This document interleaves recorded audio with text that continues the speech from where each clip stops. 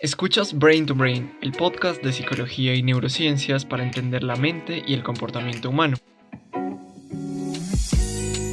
Hoy hablaremos de la agorafobia.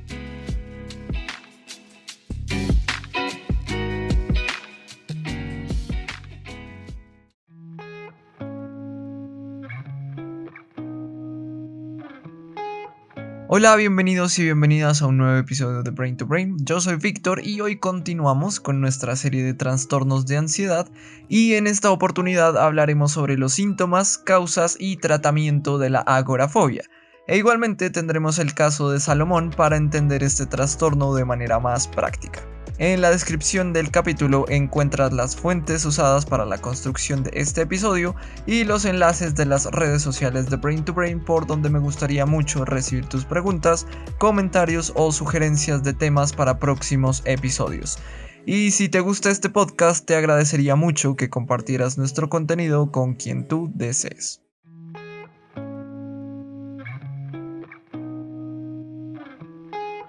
La agorafobia es un trastorno profundamente incapacitante, ya que las personas con esta condición sufren un marcado e intenso miedo o ansiedad al encontrarse o al pensar en estar en gran variedad de lugares públicos, como por ejemplo centros comerciales, transporte público, multitudes, aviones, avenidas, estacionamientos u otros espacios abiertos o cerrados en los que una persona crea que pueda ser difícil escapar o que no sería fácil obtener ayuda.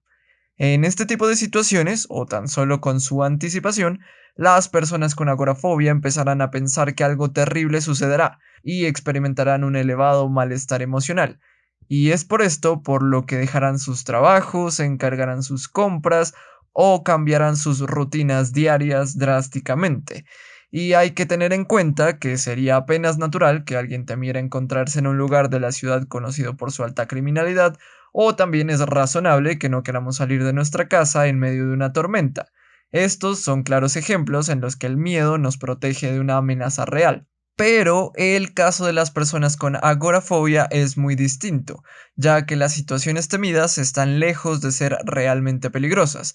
Y en realidad lo que sucede es que quienes tienen este trastorno psicológico sobreestiman el riesgo que pueden tener las situaciones a las que temen.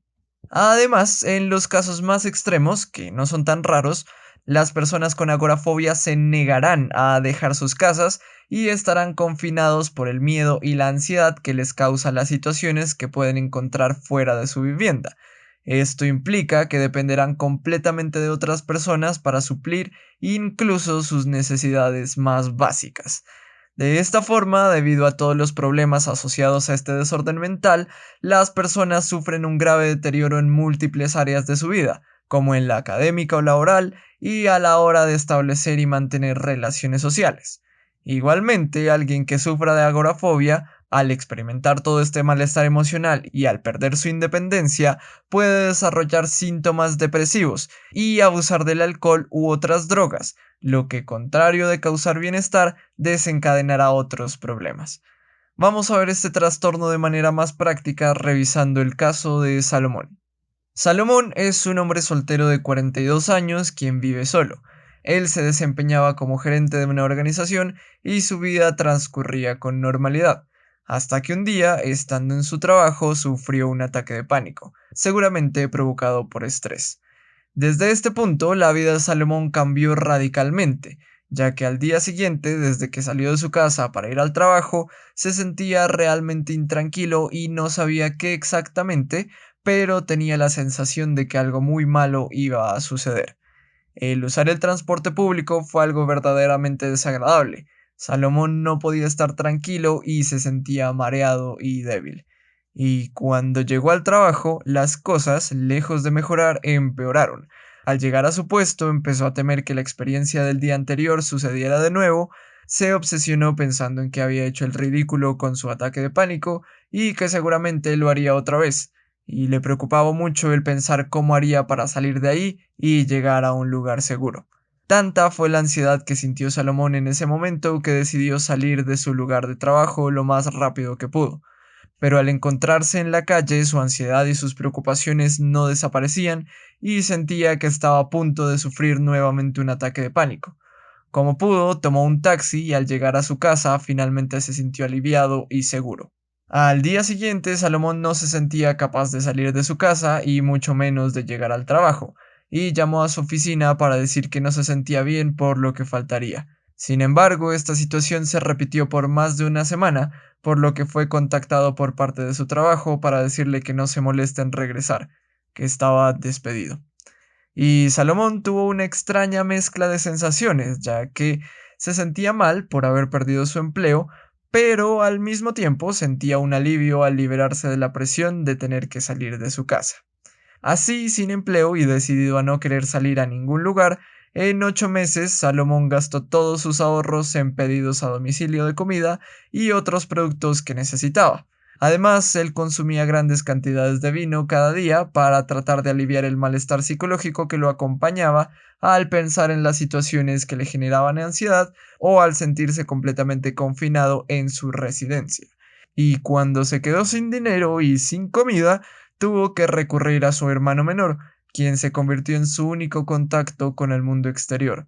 Él intentó convencer a Salomón de que tratara de salir y retomar su vida, pero al no poder lograrlo tuvo que limitarse a visitarlo y llevarle las cosas que Salomón necesitaba. Esta situación, que ya marchaba mal, se agravó debido a que la mala alimentación, el consumo desmedido de alcohol y el sedentarismo se sumaron a los antecedentes de enfermedades cardíacas de Salomón y le provocaron un preinfarto. Por suerte, él alcanzó a llegar hasta la entrada de su casa y ser ayudado por unos vecinos quienes llamaron a una ambulancia y fue llevado hasta un centro hospitalario.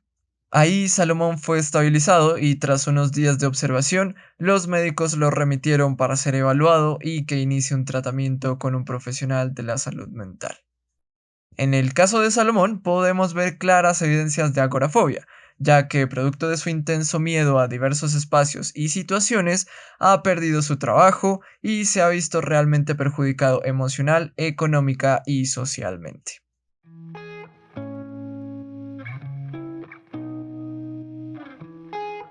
Cada año, aproximadamente el 1.7 de los adolescentes y adultos es diagnosticado con agorafobia, y las mujeres tienen el doble de probabilidades de desarrollar este desorden. Las investigaciones sobre las causas de la agorafobia han encontrado que factores ambientales como la falta de calidez durante la crianza, la sobreprotección por parte de los padres o cuidadores, eventos estresantes o sucesos negativos en la infancia, por ejemplo la separación o la muerte de los padres, son elementos que contribuyen a la aparición de la agorafobia. Y por otra parte, se ha encontrado que la heredabilidad de la agorafobia es del 61%, por lo que se considera que existe una contribución genética a la hora de desarrollar este desorden mental. Así, la interacción de diferentes factores ambientales y biológicos en la vida de una persona terminarán desencadenando este trastorno psicológico.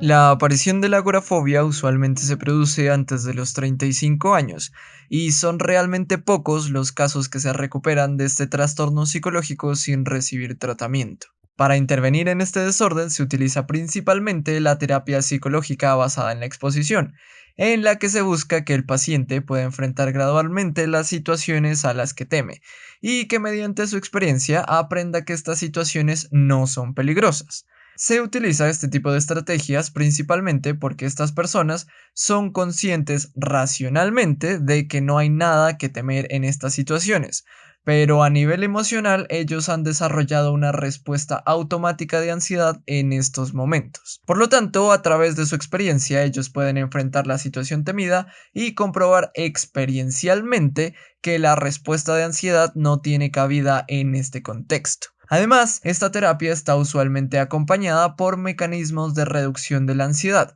como la relajación muscular y técnicas de respiración que están diseñadas para que estas personas logren enfrentarse a las situaciones que les generan ansiedad sin que su respuesta emocional sea tan sobrecogedora.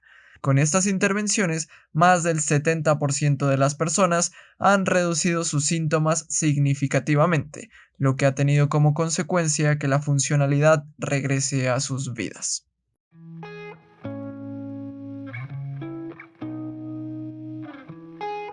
En este episodio revisamos las características clínicas, las causas y el tratamiento de la agorafobia. Como nos pudimos dar cuenta a lo largo del episodio, la agorafobia es un trastorno muy intrusivo que limita muchísimo la vida de quien lo padece, además de que si no se interviene adecuadamente puede contribuir a la aparición de otros problemas de salud mental. Te invito a escuchar el siguiente episodio con el que cerramos esta serie dedicada a los trastornos de ansiedad y en el que hablaremos sobre el trastorno de ansiedad generalizada.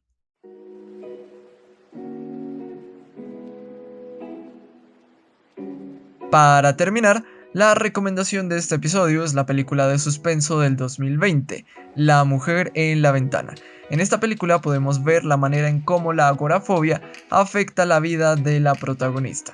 Los enlaces de esta recomendación y de las redes sociales de Brain to Brain están en la descripción. De verdad me hace muy feliz leer sus mensajes, así que si tienes cualquier comentario, pregunta o sugerencia para temas de próximos capítulos, no dudes en escribirme.